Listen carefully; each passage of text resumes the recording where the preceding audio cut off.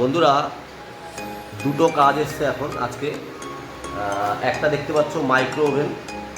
এই মাইক্রো ওভেনটা সমস্যা হচ্ছে যে ও চলছে, স্টার্ট নিচ্ছে, আর স্টার্ট নিয়ে বন্ধ হয়ে যাচ্ছে। এর জন্য গরম হচ্ছে না। তো পার্টি আমাকে বললো যে মাইক্রো ওভেনটা চলছে কিন্তু গরম হচ্ছে না। আমি দেখলাম যে গরম হচ্ছে, স্টার্ট নিচ্ছে এবং ডিসপ্লেতে লাইনও আসছে, কিন্তু তারপরে বন্ধ হয়ে যাচ্ছে। ট্রান্সফরমার থেকে বাকি যে সেটা বন্ধ হয়ে যাচ্ছে, কিন্তু ডিসপ্লেতে লাইনটা থেকে যাচ্ছে। তো বন্ধুরা দেখো, ডিসপ্লেতে লাইন আসছে। এবার আমি যখন একটা মেনু চুজ করছি এবং আমি স্টার্ট মারছি, তখন দেখো 240 ভোল্ট নিচ্ছে, 240 নিচ্ছে।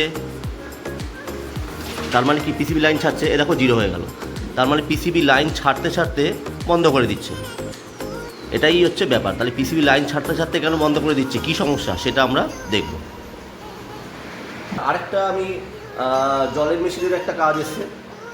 এই জলের মেশিনটা হচ্ছে জল একদম বেরোচ্ছে না, আর বলে ডেড। এটা কাস্টমার বলেছে। আমি কাস্টমার বাড়িতে এসির কাজ করছিলাম, তো উনি বললো যে এই মেশিনটা তো একদম চলেও না, জলও বেরোয় না, কিছুই হয় না, অনেক দিন ধরে পড়ে আছে।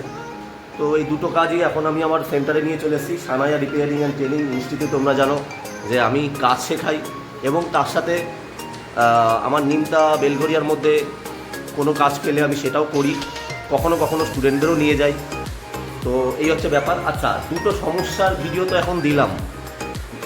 নর্মালি আমি খুব বিজি থাকি, যদি এগুলো রিপেয়ারিং হয়ে যায়, যদি না রিপেয়ারিং তো 100% করবই, যদি সময় হয় আমার, কেন আমার ক্লাসও থাকে সবাই জানো, তাহলে এই রিপেয়ারিং করার পরও এর ভিডিও দেবো। এখন প্রবলেমের ভিডিও দিলাম কি, একটা জলের মেশিন যেটা ডেড হয়ে আছে, জল ফল বেরোচ্ছে না একদম, কী প্রবলেম দেখবো। আর একটা কি বললাম যে মাইক্রোওভেন আমি চেক করে দেখেছি, মাইক্রোওভেনটা চলছে, মানে পিসিবিটা ভালো আছে, লাইন ছাড়ছে, কিন্তু তারপর থেকে ট্রান্সফরমারের পর থেকে লাইনটা মানে কাজ করছে না। তো যাই হোক,